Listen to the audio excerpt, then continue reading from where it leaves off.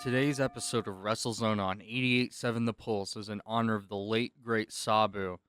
Born Terry Michael Brunk on December 12, 1964, Sabu was a legendary professional wrestler best known for his work in ECW. Trained by his uncle, the original Sheik, Sabu carved out a reputation for his wild, risk-taking style and relentless hardcore approach. Sabu's professional wrestling debut came in 1985, working in his uncle's promotion, Big Time Wrestling in Michigan. He wrestled under various mask gimmicks before fully adopting the Sabu persona that would define his legacy. Sabu became a cornerstone of ECW during the 1990s. His feuds with Terry Funk and matches against the likes of Taz, Rob Van Dam, RVD, and Shane Douglas were brutal, storytelling-rich contests that defined the hardcore genre. His most memorable matches included the barbed wire match against Terry Funk at Born to be Wired in 1997, which is often regarded as one of the most violent matches in wrestling history. Sabu also wrestled extensively in Japan, particularly with Frontier Martial Arts Wrestling and New Japan Pro Wrestling, as well as in Europe and Canada, spreading the hardcore style globally. In 2006, Sabu joined WWECW's Revival, participating in high-profile matches including the Extreme Rules match against John Cena at WWE Vengeance 2006. Though his WWE run was brief, it introduced him to a wider audience. Sabu passed away unexpectedly on May 11, 2025, coming only less than a month after his retirement match in GCW against Joey Janela, a barbed wire rope match that kept fans on their feet. Sabu left behind a legacy defined by pain, passion, and innovation. He broke his body to entertain, never compromising the brutal style he pioneered. Fans remember him not just for the scars he bore, but for the heart he poured into every match. A two-time ECW world champion, the wrestling world mourns a true trailblazer whose influence will echo in hardcore wrestling forever. Rest in peace, Sabu, the suicidal, homicidal, genocidal, death-defying legend.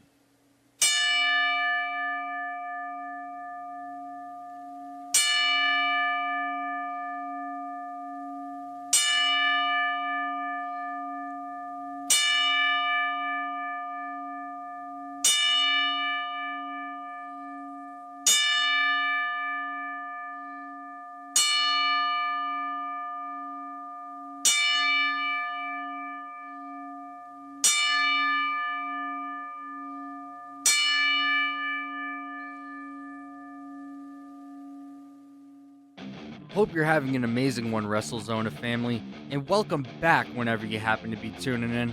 My name is Lance Reece, your definitive host for the hour.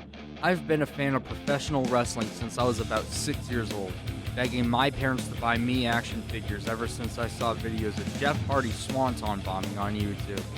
We've got another exciting episode for you today as we here on episode 16 of Wrestlezona on 88.7 The Pulse. We'll cover what's happening in WWE, All Elite Wrestling, the Indies, and even wrestling here local in the Valley. Stay tuned to hear exciting wrestling themes. We also have some exciting segments coming up in our hours, such as our 10-bell history. And you won't want to miss this exclusive interview with the hardcore legend, Mick Foley. 40 Years of Foley Tour hits Phoenix on Wednesday, May 21st. The tour is scheduled to hit countless more cities in the States throughout the next few weeks and months, with the show even taking place in the UK. Nic Nemeth will join Foley for the Phoenix date, and what I learned from the conversation I had with Mick, you gotta expect the unexpected. Hopping into the world of WWE, we got some results from Backlash 2025, WWE's first premium live event since WrestleMania 41, took place on Saturday night in St. Louis. The night started out in a big way as Jacob Fatu put his United States Championship on the line in a fatal four-way against LA Knight, Drew McIntyre, and Damian Priest. In addition to being a contender for the best PLE match of 2025 so far, Fatu's successful title defense came thanks to the debut of Jeff Cobb, adding a new wrinkle to the seemingly never-ending bloodline story. Elsewhere, Dominic Mysterio and Lyra Valkyrie retained their respective Intercontinental Championships in matches that were very solid but had finishes that involved distracted referees. Lynch's loss to Valkyrie continues the multi-time women's champion's descent as a heel, while Mysterio's win quells any Judgment Day descent and advances the El Grande Americano story. In the lone non-title match of the night, Gunther demolished Pat McAfee. In the main event of the night, John Cena renewed his rivalry with Randy Orton, the hometown hero. The nearly 30-minute match was entertaining, featuring plenty of finishers and a trio of referee bumps. Much like the Intercontinental Championship matches, some of the shine from this match was taken away by the chaotic ending, which somewhat inexplicably featured a run-in from R-Truth.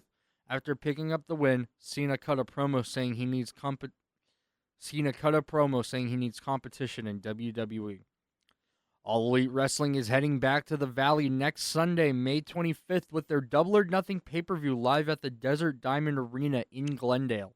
This marks the first time the Double or Nothing pay-per-view is being held in Arizona, and I can speak for a lot of wrestling fans here in Arizona by saying we are excited for such an event to come through to our great state. Back to the Indies. I had the opportunity to travel to Colorado for a music performance, but during my 3-day stay, I also had the chance to visit Rocky Mountain Pro Wrestling in the Golden area and watched a show of theirs, The Peak of the Pack, at the Jeffco Fairgrounds. What a fantastic night.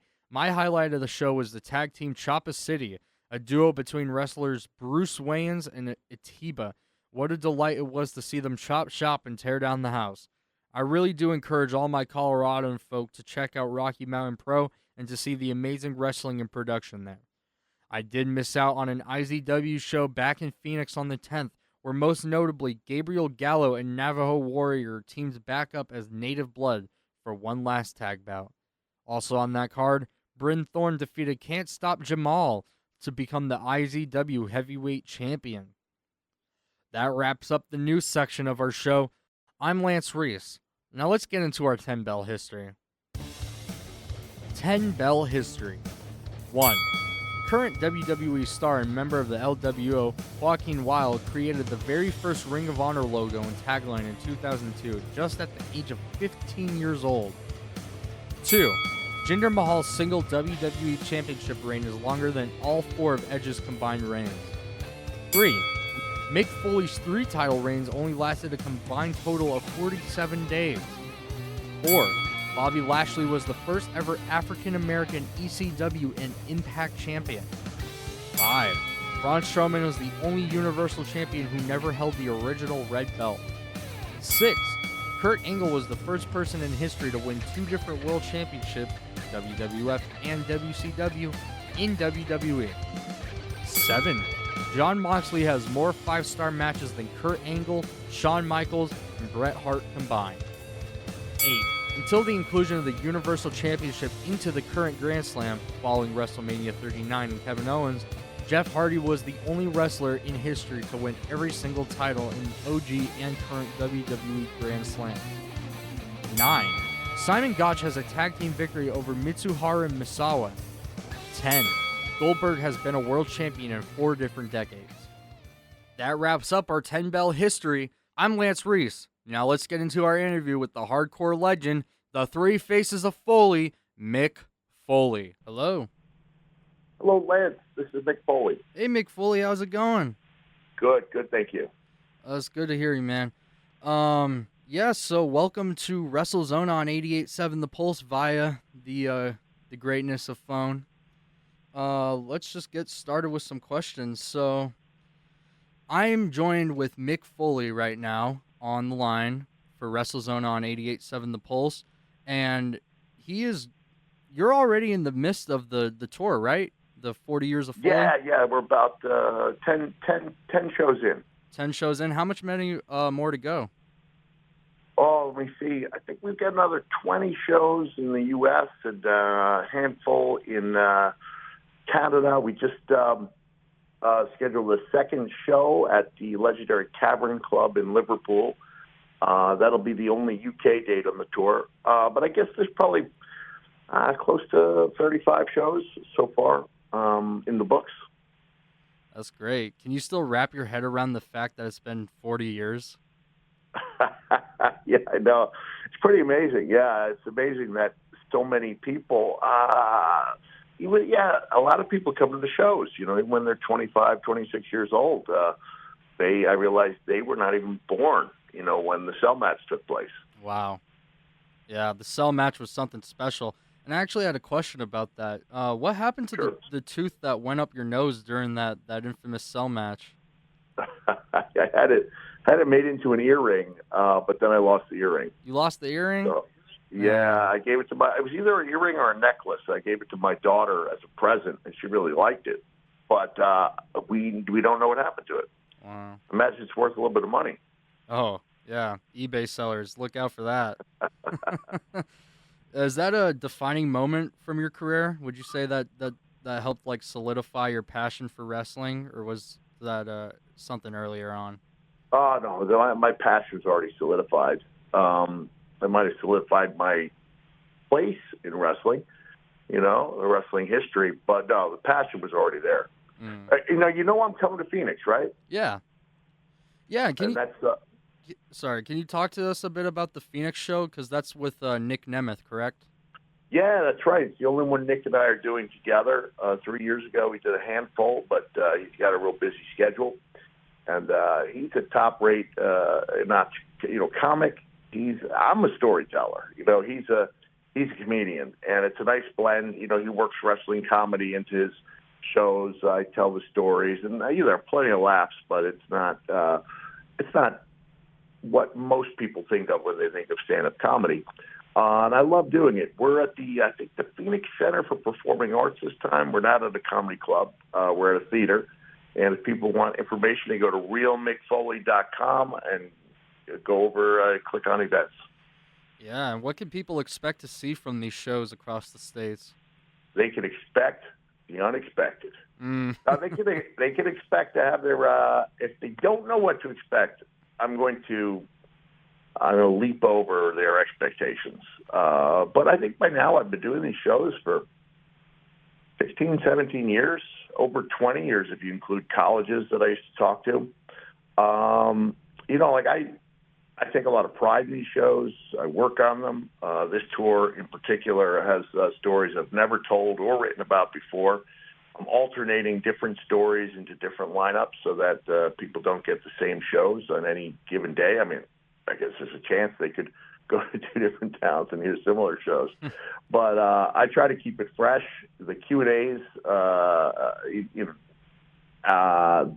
they guarantee that no two shows are going to be the same. And I think if people want to know what to expect, they can expect me to put the same level of enthusiasm and dedication into doing the best show I can as I used to put into coming up with the best matches I can. Difference being, I probably won't end up in an emergency room. Well, I gotta say, Mick, you transitioned pretty well from the wrestling to the writing and public speaking. Do you think your wrestling career properly prepared you for those new ventures? I do. Yeah, I give wrestling credit for preparing me and a lot of people for anything they do after that in life. That doesn't necessarily mean putting pro wrestler in a job resume is going to land you the job of your dreams, but I think it gives you the tools to do a lot of different things in life. Especially, I had the occasion to, argue many times with Mr. McMahon, and he's this larger-than-life character, and you come out of those experiences and you realize, hey, I think the rest of life's going to be pretty simple. Like, yeah, I can talk to anybody. I'm not intimidated by anyone. Stick up for what I believe in. These are things I learned in wrestling. Which battles to fight.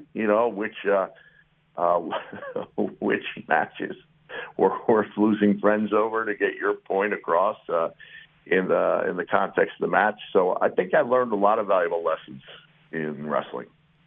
Yeah, and the countless battles and also the countless promotions throughout your career. What promotion would you say really fitted your needs and style the best? Well, I mean, ECW fit like a glove, and it was a great growing experience. Really had my confidence going when it came to doing cutting promos.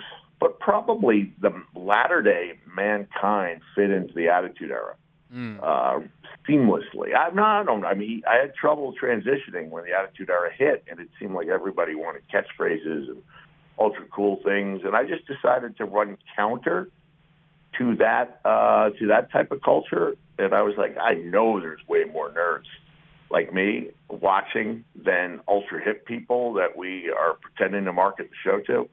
And I thought they would connect with somebody doing something a little different, and they did. I gotta ask, how much creative freedom did you have in crafting your storylines during the Attitude Era?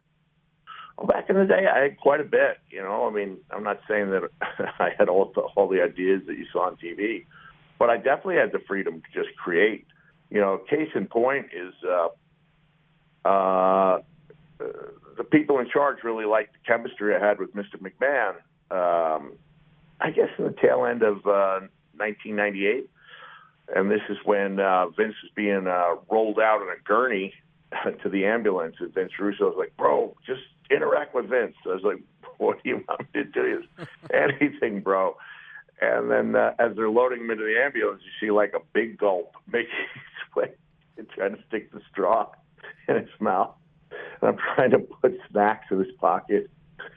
So it was just little stuff that you could add that would make the storylines pop. Because I think if we are more invested, we the wrestlers are more invested, then the audience is going to feel that way as well. Is there a lesser known match from your career that you're particularly proud of? Oh man, yeah, sure. Hey, look, we just lost Sabu a few days ago. And I talked a little bit about this at my show last night, and I'll probably talk about Sabu for the next few weeks, saying that when I felt like I came up a little bit short at WrestleMania, where The Rock and I teamed up against Evolution, the match that I went back and watched to get that Eye of the Tiger back, to get back in the zone, were the matches I had with Sabu, especially not just the ECW ones, but the independent shows, because we were going so far out to have the best matches possible for relatively little money that really inspired me to do my very best when it was no longer relatively little money, when it was quite a bit of money at stake. I love how you mentioned Sabu. You did. I saw you post a pretty heartfelt tribute and messages online. Do you have a favorite memory or spot from your guys' time together in the ring? Yeah, I think Hamburg, Pennsylvania, where the unbreakable bottle. Yeah, the unbreakable beer bottle. Yeah, I was talking about it, and I had the benefit of the microphone, and I'm saying the only time I'd ever been hit with a bottle, well, I've broken a couple on my own cutting promos, which I don't advise anyone at home to do. But Eddie Gilbert had smashed a wine cooler over my head in 91. And so I thought any bottle was going to smash like that.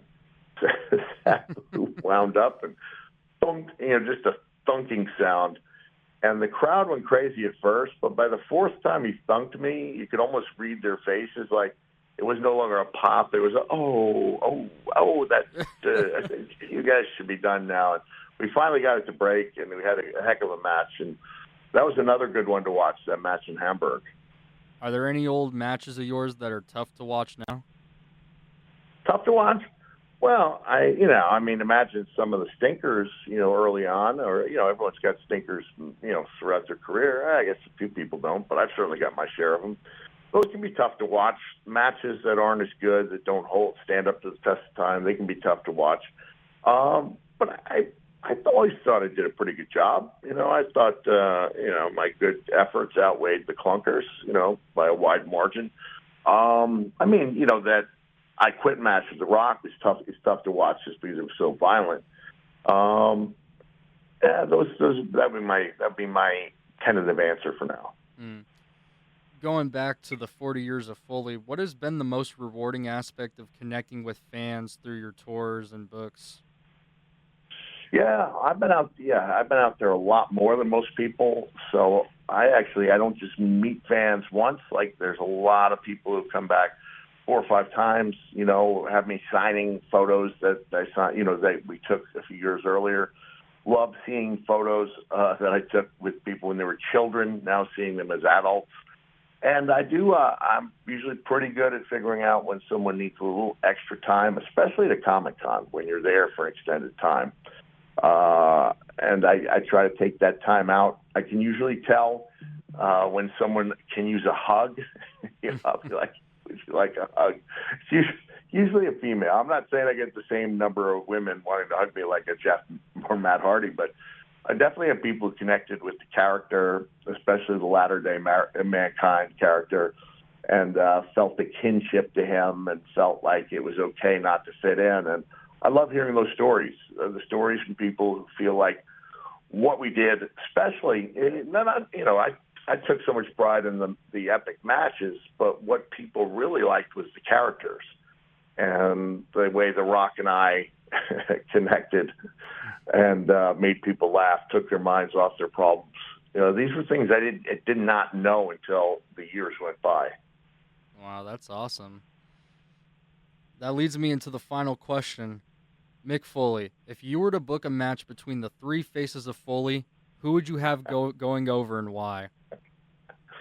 Well, I think Dude would win with the I'm trying to think of what the theory is.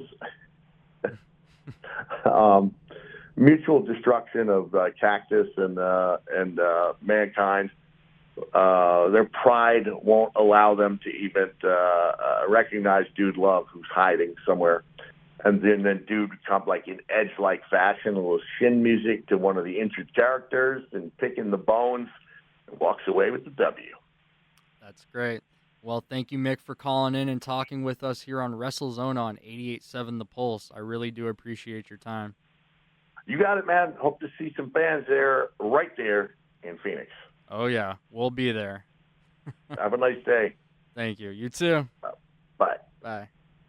Don't forget, you can get tickets to Mick Foley's 40 Years of Foley tour only on realmickfoley.com. That is realmickfoley.com. The tour hits Phoenix, Arizona on Wednesday, May 21st, and I hope for all Arizona wrestling fans to be there. It will be a lot of fun. That wraps up episode 16 of Wrestlezona on 88.7 The Pulse. I'm Lance Reece. Do you have a favorite wrestling theme you want to hear on the show?